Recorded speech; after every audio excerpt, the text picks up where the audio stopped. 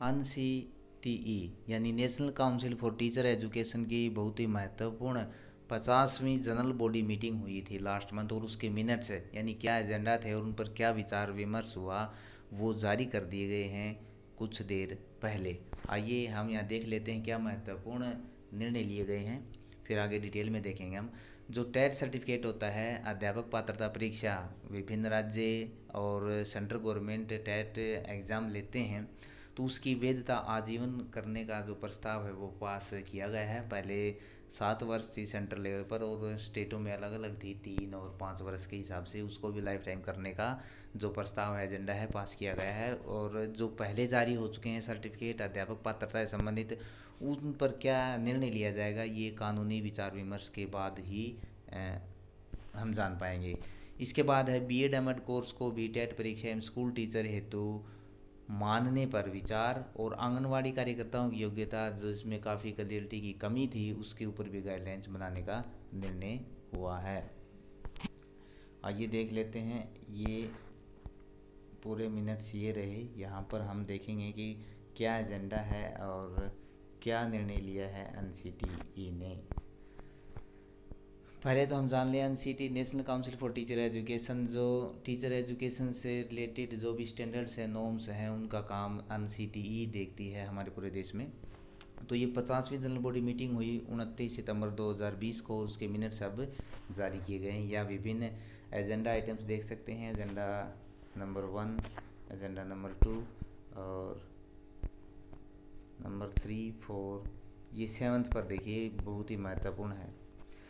Consideration of the issue related to extension of validity of teacher eligibility test from 7 years to lifetime। हमें पता है seat है central teacher eligibility test है, उसकी 7 years validity कर रखी थी।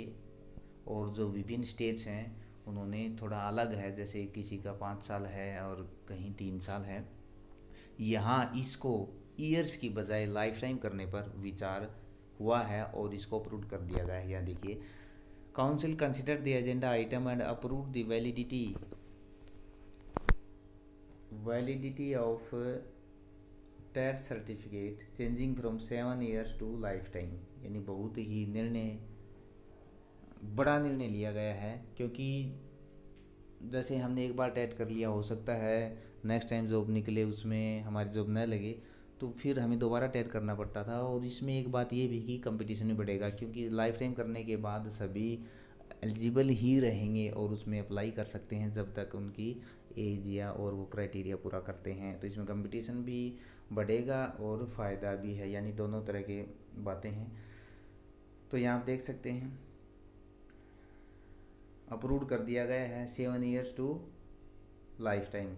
और जो ऑलरेडी पास आउट हैं वहाँ लीगल ओपिनियन के बाद ही इस पर कंसिडरेशन हो सकेगा। और यहाँ देखिए नीचे ये है बीएड एमएड जो 3 year इंटीग्रेटेड प्रोग्राम है उसको भी टेट और एम्प्लॉयमेंट में लागू करने बारे, इस पर भी विचार किया जाएगा। और इसके साथ साथ ये देखें, ये भी महत्वपूर्ण है। The issue relating to qualification of anganwadi workers, यानी आंगनवाड़ी में जो काम करते हैं उनकी जो योग्यताएं हैं उसको निर्धारित करने के लिए प्रॉपर गाइडलाइंस बनाने का सुझाव भी यहाँ पारित हुआ है। कहने का मतलब ये है कि ये एजेंडा है इसको पारित कर दिया गया है, अभी ये लागू नहीं हुआ है, इसके लिए अलग से ऑफिशियल नोटिफिकेशन आएगा, उसके बाद ये लागू होगा। तो आपने देखा विभिन्न एजेंडे और उन पर एनसीटीई की के क्या विचार हैं। और सबसे महत्वपूर्ण निर्णय यहाँ हुआ है वो है पात्रता परीक्षा से संबंधित। अगर पात्रता परीक्षा लाइफ टाइम हो जाती है तो इससे काफ़ी अभ्यर्थी जो हैं वो राहत महसूस करेंगे, लेकिन इतना ज़रूर है कि इसमें कंपटीशन भी बढ़ेगा।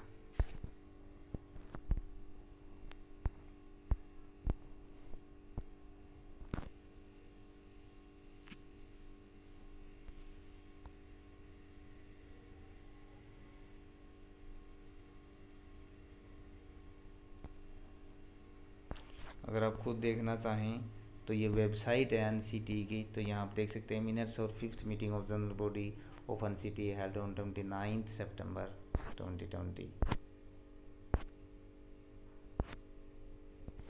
National council for teacher education.